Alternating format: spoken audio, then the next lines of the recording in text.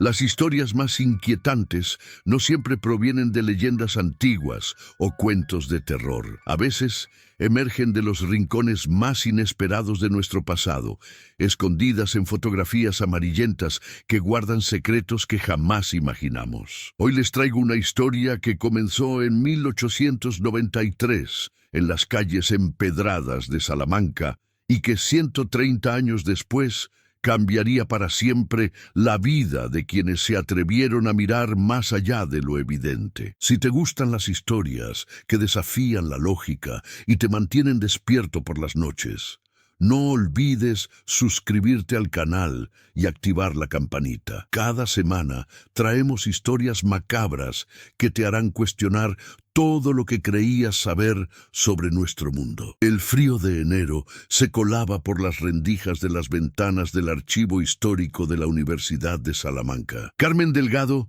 una joven investigadora de 28 años especializada en historia medieval, se frotaba las manos mientras examinaba cuidadosamente una caja de fotografías del siglo XIX que había permanecido sellada durante décadas. «Madre mía, qué frío hace aquí», murmuró Carmen, su aliento formando pequeñas nubes de vapor en el aire helado del sótano. Las luces fluorescentes parpadeaban ocasionalmente, creando sombras danzantes sobre las estanterías repletas de documentos históricos. Carmen había llegado temprano esa mañana con la intención de catalogar una nueva colección de fotografías donadas por la familia Herrera, descendientes de un próspero comerciante salmantino del siglo XIX. Entre papeles amarillentos y daguerrotipos deteriorados, una fotografía en particular captó su atención. La imagen mostraba a un grupo de 8 estudiantes universitarios posando frente a la fachada plateresca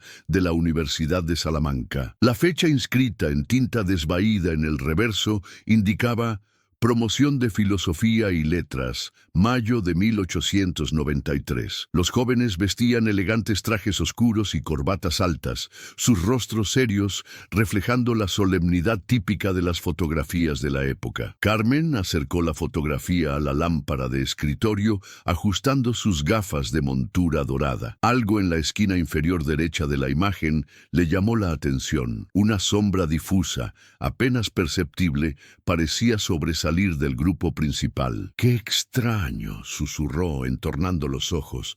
«Parece como si hubiera una novena persona». El sonido de pasos en el pasillo la sobresaltó. Era el profesor Martínez, su director de tesis, un hombre de 60 y tantos años con barba gris y gafas de cristales gruesos. «Buenos días, Carmen. Veo que has madrugado», dijo el profesor, acercándose a su escritorio con una taza de café humeante entre las manos. «Buenos días, profesor. Estoy revisando las fotografías de la donación Herrera. Mire esto». Carmen le tendió la fotografía. «¿No le parece que hay algo extraño en esta esquina?». El profesor Martínez tomó la imagen y la examinó detenidamente, frunciendo el ceño. Podría ser un defecto del revelado. Las técnicas fotográficas de 1893 no eran precisamente perfectas. O quizás alguien se movió durante la exposición». Carmen asintió, aunque no estaba del todo convencida. «Sí, probablemente tiene razón, pero hay algo en esa sombra que me inquieta. ¿Has pensado en digitalizarla? Con las herramientas modernas podrías ampliar la imagen y ver si realmente hay algo más», sugirió el profesor, devolviendo la fotografía. «Excelente idea. Conozco a alguien en el departamento de informática que me puede ayudar». Esa tarde, Carmen se dirigió al laboratorio de digitalización de la universidad. Miguel Santos, un técnico de 35 años especializado en restauración digital de documentos históricos, la recibió con una sonrisa amable. «Hola, Carmen, ¿qué tienes para mí hoy?» «Una fotografía de 1893 que necesito examinar más de cerca», explicó Carmen, entregándole la imagen. «Hay algo en la esquina que me gustaría ampliar». Miguel colocó la fotografía en el escáner de alta resolución, ajustando cuidadosamente los parámetros. «Esto llevará unos minutos. La voy a escanear a máxima resolución para que no perdamos ningún detalle». Mientras esperaban, Carmen le contó a Miguel sobre su investigación y la extraña sensación que le producía esa fotografía particular. «Ya está», anunció Miguel señalando el monitor. Resolución de 4800 dpi.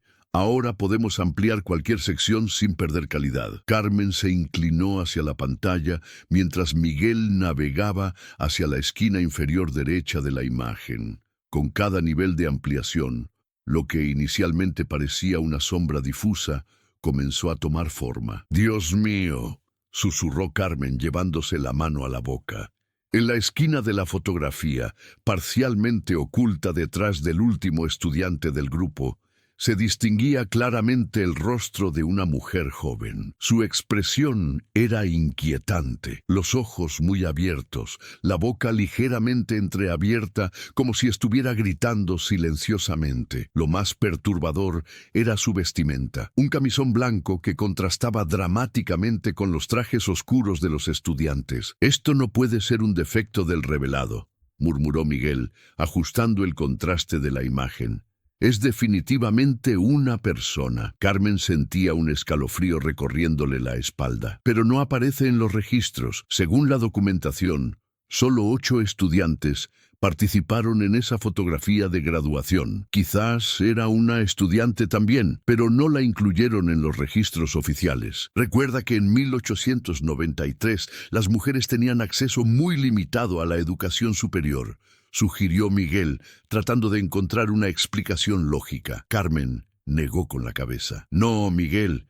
Mira su expresión, su postura. No está posando como los demás. Es como si hubiera aparecido allí sin que nadie se diera cuenta». Los días siguientes, Carmen no pudo quitarse la imagen de la cabeza. Decidió investigar más a fondo la historia de esa promoción de estudiantes. En los archivos de la universidad, encontró los nombres de los 8 graduados: Alejandro Ruiz, Fernando Morales, Carlos Vega, Antonio Herrera, Manuel Sánchez, Luis García, Eduardo Romero y Joaquín Mendoza. Pero su investigación tomó un giro inesperado cuando descubrió una serie de artículos de periódicos de la época en la hemeroteca municipal. El Diario de Salamanca, del 15 de mayo de 1893, llevaba un titular que le heló la sangre: «Trágica muerte de joven estudiante en las inmediaciones de la universidad». El artículo relataba la muerte de María Isabel Cortés,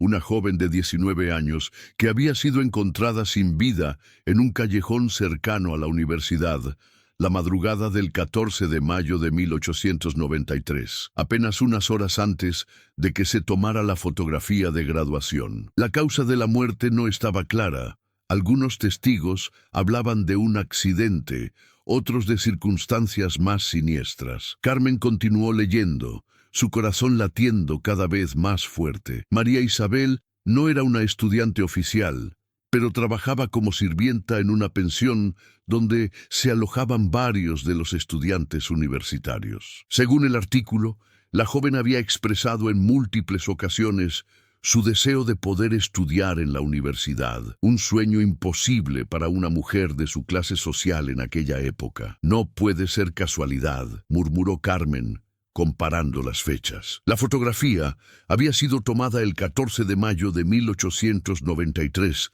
el mismo día que encontraron el cuerpo de María Isabel. Intrigada y cada vez más perturbada por los descubrimientos, Carmen decidió buscar más información sobre los estudiantes que aparecían en la fotografía. Lo que encontró la dejó sin habla. En los meses siguientes a la graduación, 7 de los 8 estudiantes habían sufrido muertes extrañas o habían desaparecido misteriosamente. Alejandro Ruiz había muerto ahogado en el río Tormes en julio de 1893, a pesar de ser un excelente nadador. Fernando Morales había fallecido en un incendio en su casa en agosto del mismo año. Carlos Vega había desaparecido sin dejar rastro en septiembre. Uno tras otro, los jóvenes que habían posado tan orgullosos en aquella fotografía habían encontrado destinos fatales. Solo Antonio Herrera, el antepasado de la familia que había donado las fotografías, había sobrevivido hasta una edad avanzada. Carmen encontró sus memorias en los archivos familiares y lo que leyó allí confirmó sus peores temores. En una entrada fechada en 1950, un anciano Antonio Herrera escribía: Han pasado más de 50 años y aún no puedo olvidar lo que sucedió ese día de mayo. Éramos jóvenes arrogantes, creíamos que el mundo nos pertenecía. Cuando María Isabel se acercó a nosotros esa mañana, suplicando que la incluyeran en la fotografía, que le permitieran, aunque fuera, aparecer en una imagen universitaria, nos reímos de ella. Las sirvientas no pertenecen a la universidad, le dijo Fernando con crueldad. La empujamos, la humillamos. Esa misma noche la encontraron muerta. Carmen sintió un nudo en el estómago. La historia comenzaba a tomar una forma terrible y clara. Antonio continuaba en sus memorias. Al principio pensamos que había sido un accidente, pero cuando revelaron la fotografía, allí estaba ella, mirándonos con esos ojos acusadores. Y uno por uno, mis compañeros comenzaron a pagar por lo que habíamos hecho. Solo yo sobreviví, porque fui el único que sintió remordimiento genuino por nuestro comportamiento. Carmen cerró el diario con manos temblorosas. La fotografía no mostraba un defecto del revelado, ni una coincidencia extraña. Mostraba a una joven que había muerto con el deseo ardiente de formar parte del mundo académico que le había sido negado y que de alguna manera había logrado colarse en esa imagen final. Pero la historia no terminaba ahí. Carmen descubrió que la fotografía había cambiado de manos varias veces a lo largo de los años y que cada persona que la había poseído durante períodos prolongados había experimentado eventos perturbadores. El último propietario antes de la donación había sido el nieto de Antonio Herrera, quien había muerto súbitamente de un infarto a los 45 años, aparentemente sin problemas cardíacos previos. Una tarde, mientras Carmen trabajaba sola en el archivo, decidió examinar la fotografía una vez más. Esta vez, sin embargo, algo había cambiado. La figura de María Isabel parecía más nítida, más presente, y sus ojos parecían seguir a Carmen mientras movía la fotografía. «Es imposible», susurró Carmen, pero no podía negar lo que estaba viendo. Las fotografías no cambian. De repente, la temperatura del archivo pareció descender varios grados. Las luces fluorescentes comenzaron a parpadear de manera más errática, y Carmen escuchó un sonido que la heló hasta los huesos, el susurro de una voz femenina que parecía venir de la propia fotografía. «Por favor, solo quería estudiar». Carmen dejó caer la fotografía, que aterrizó boca abajo sobre el escritorio. Con manos temblorosas, la dio vuelta, esperando encontrar la imagen normal, pero lo que vio la dejó sin aliento. María Isabel ya no estaba en la esquina de la fotografía. Había avanzado hacia el centro del grupo y su expresión había cambiado de súplica a algo mucho más siniestro. Los 8 estudiantes que antes sonreían con confianza juvenil ahora mostraban expresiones de terror absoluto, como si finalmente hubieran comprendido la magnitud de su crueldad. Carmen corrió hacia la puerta del archivo, pero ésta no se abría. La manija giraba en el vacío y el mecanismo parecía haberse bloqueado desde el interior. Las luces se apagaron completamente, sumiendo el sótano en una oscuridad absoluta. En la oscuridad, Carmen escuchó pasos aproximándose lentamente, pasos ligeros, como los de una mujer joven, pero con un ritmo extrañamente descompasado, como si quien caminara no estuviera acostumbrada a moverse en el mundo físico. «Solo quería aprender», susurró la voz, ahora mucho más cerca. «Solo quería que me incluyeran». Carmen tentó desesperadamente en la oscuridad, buscando su teléfono móvil. Cuando finalmente lo encontró y activó la linterna, la luz iluminó la fotografía sobre el escritorio. María Isabel había vuelto a moverse. Ahora estaba en primer plano, ocupando casi toda la imagen, y extendía una mano hacia el observador como si tratara de salir del papel. «¡No, no, no!», gritó Carmen corriendo hacia la ventana del sótano. Era pequeña y estaba a considerable altura, pero era su única esperanza de escape. Consiguió abrirla y trepar hacia el exterior justo cuando escuchó un sonido que nunca olvidaría, el de papel rasgándose, como si algo estuviera saliendo de la fotografía. Carmen no se detuvo hasta llegar a la superficie. Una vez fuera del edificio, llamó a la seguridad del campus, pero cuando los guardias bajaron al archivo, encontraron todo en perfecto orden. Las luces funcionaban normalmente, la puerta no estaba bloqueada y la fotografía yacía inocentemente sobre el escritorio, mostrando la imagen original de 8 estudiantes sonrientes sin rastro alguno de María Isabel. Pero Carmen sabía lo que había visto y sabía que María Isabel Cortés, después de 130 años, finalmente había encontrado la manera de unirse al mundo académico que tanto había deseado, aunque fuera de la forma más terrorífica posible. Los días siguientes fueron una pesadilla para Carmen. Cada vez que cerraba los ojos, veía el rostro de María Isabel, y cada noche escuchaba susurros que parecían venir de las paredes de su apartamento. Solo quería estudiar, solo quería aprender. Finalmente, Carmen tomó una decisión que cambiaría el curso de los eventos. Regresó al archivo una última vez, pero no para examinar la fotografía, sino para hacer algo que debería haberse hecho hacía mucho tiempo. Con manos firmes, pero temblorosas, Carmen escribió una carta dirigida al rector de la universidad. En ella solicitaba formalmente el reconocimiento póstumo de María Isabel Cortés como estudiante honoraria de la Universidad de Salamanca, destacando su amor por el conocimiento y su trágico destino. «Es lo menos que podemos hacer», escribió Carmen. «Después de 130 años, es hora de que María Isabel reciba el reconocimiento que mereció en vida». Una semana después, la universidad accedió a la petición de Carmen. En una ceremonia íntima, se colocó una placa conmemorativa en honor a María Isabel Cortés en el lugar donde solía estar la pensión donde trabajaba. La placa rezaba: «En memoria de María Isabel Cortés, 1874-1893, cuyo amor por el aprendizaje trasciende el tiempo». Esa noche, Carmen regresó al archivo por última vez. La fotografía seguía allí, pero algo había cambiado definitivamente. María Isabel había vuelto a su posición original en la esquina, pero su expresión ya no era de súplica o terror. Por primera vez en 130 años parecía estar en paz. Los susurros cesaron, las luces del archivo funcionaron con normalidad. Y cuando Carmen examinó cuidadosamente la fotografía bajo la lupa, pudo jurar que vio algo que no había estado allí antes.